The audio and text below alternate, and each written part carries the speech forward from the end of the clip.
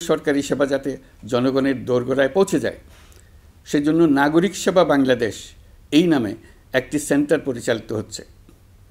দেশের সর্বত্র শহরে হাটে বাজারে তরুণ তরুণীদের মাধ্যমে বেসরকারি ব্যবস্থাপনায় সার্ভিস সেন্টার স্থাপনের কাজ শুরু করেছে। এটি ঢাকা শহরে কয়েকটি সেবাকেন্দ্রের মাধ্যমে শুরু হয়েছে।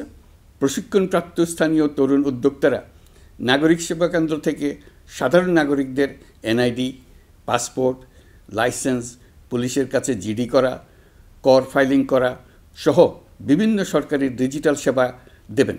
এর ফলে দালাল চক্রের খপ্পর থেকে মুক্তি পাওয়া যাবে, নানা রকম হয়রানি ও ভোগান্তি কমবে বলে আমরা আশাবাদী। এই প্রজেক্ট শূন্য বাজেটে আমরা শুরু করেছি। দেশের বিদ্যমান অব্যবহৃত সম্পদ ব্যবহার করেই সামনে এগিয়ে চলা সম্ভব, এটাই আমরা বাস্তবে করে দেখার চেষ্টা করছি।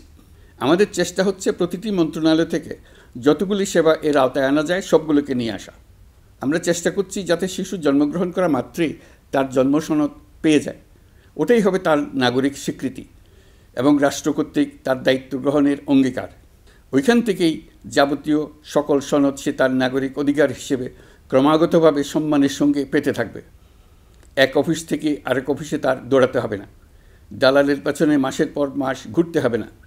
বিদেশ সফরে গেলে সেখানকার প্রবাসী বাংলাদেশিরা প্রায় আমাদেরকে সরকারি সেবা পেতে নানা রকম দুর্ভোগের কথা জানান। প্রবাসীদের জন্য বিদেশে তাদের নিজ নিজ শহরে আমরা বেসরকারি উদ্যোগে পরিচালিত নাগরিক সেবা কেন্দ্র স্থাপনের উদ্যোগ নিচ্ছি। সেখান থেকে তারা পাসপোর্ট নবায়ন, জাতীয় পরিচয়পত্র ইত্যাদি সংগ্রহ করতে পারবেন। এগুলো কঠিন কাজ, এগুলোকে কঠিন করা হয়েছে, কিন্তু এখন সরকারের অভ্যন্তরে সাহসী ও উদ্যোগী সিনিয়র সচিব এবং ডিজিদের সহযোগিতায় অন্তর্বর্তী সরকারের মেয়াদকালে আমরা এটা সমাপ্ত করতে বদ্ধপরিকর। প্রিয় দেশবাসী, আপনারা জানেন ঐতিহাসিক অভ্যুত্থানের পর এই সরকার যখন দায়িত্ব গ্রহণ করে তখন দেশের অর্থনৈতিক অবস্থা ছিল ভয়াবহ। ভয়ঙ্করভাবে যুদ্ধবিধ্বস্ত দেশের অর্থনীতিও এতটা খারাপ থাকে না যতটা খারাপ করে দিয়েছে 16 বছরের লাগামহীন লুটপাটতন্ত্র। আশার বিষয় হচ্ছে শুধু ব্যাংক নয়, প্রত্যেকটি আর্থিক প্রতিষ্ঠান এখন ঘুরে দাঁড়িয়েছে। জনগণের আমানত এখন নিরাপদ। অর্থনীতির অধিকাংশ সূচক ইতিবাচক ধারায় ফিরে এসছে। আমাদের অর্থনীতির ইতিবাচক ধারা বিদেশি বিনিয়োগকারীদেরকেও আকৃষ্ট করছে।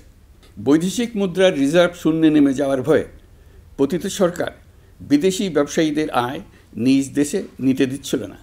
আমরা সেটা নিরসন করেছি। বৈদেশিক মুদ্রার রিজার্ভকে ইতিবাচক অবস্থায় নিয়ে আসতে পেরেছি। এই অর্থ বছরে আমরা চেষ্টা করেছি এমন একটি বাজেট দিতে যা সত্যিকার অর্থে জনকল্যাণমুখী হয়। দেশের ইতিহাসে প্রথমবারের মতো একটি বাজেট তার আগের বছরের চেয়ে ছোট হয়েছে। প্রবৃত্তিকেন্দ্রিক ধারণা থেকে সরে এসে আমরা চেষ্টা করেছি সামগ্রিক উন্নয়নের ধারণায় জোর দিতে। এই বাজেট প্রথাগত ভৌত অবকাঠামো তৈরির খতিয়ান নয়। এই বাজেটে প্রাধান্য দেওয়া হয়েছে মানুষকে।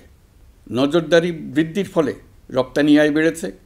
অর্থনীতির দুঃসময়ে আমাদের প্রবাসী ভাই বোনেরা রেমিটেন্স যোদ্ধা হিসেবে এগিয়ে এসছেন, যার ফলে রেমিটেন্স প্রবাহ উল্লেখযোগ্যভাবে বৃদ্ধি পেয়েছে। আমি জাতির পক্ষ থেকে সকল রেমিটেন্স যোদ্ধাকে কৃতজ্ঞতা জানাচ্ছি। স্বৈরাচারী সরকারের পতনের পর অর্থ পাচার রোধে কঠিন পদক্ষেপ নিয়েছে অন্তর্বর্তী সরকার। এছাড়া পুরনো আমদানির দায় পরিশোধ হওয়ায় বৈদেশিক মুদ্রার রিজার্ভের উপরও চাপও কমেছে। রাজস্ব আদায় বাড়ানোর জন্যে পূর্ব ঘোষণা অনুযায়ী জাতীয় রাজস্ব বোর্ড NBR ভেঙে অর্থ মন্ত্রণালয়ের অধীনে রাজস্ব নীতি বিভাগ এবং রাজস্ব ব্যবস্থাপনা বিভাগ নামে দুটি স্বতন্ত্র বিভাগ প্রতিষ্ঠা করা হয়েছে। এটি একটি বড় কাঠামোগত সংস্কার। এই সিদ্ধান্তের ফলে বিশাল আকারের দুর্নীতি কমবে, রাজস্ব ব্যবস্থার দক্ষতা বাড়বে, স্বার্থের দ্বন্দ্ব কমবে এবং রাজস্ব আহরণের আওতা সম্প্রসারিত হবে।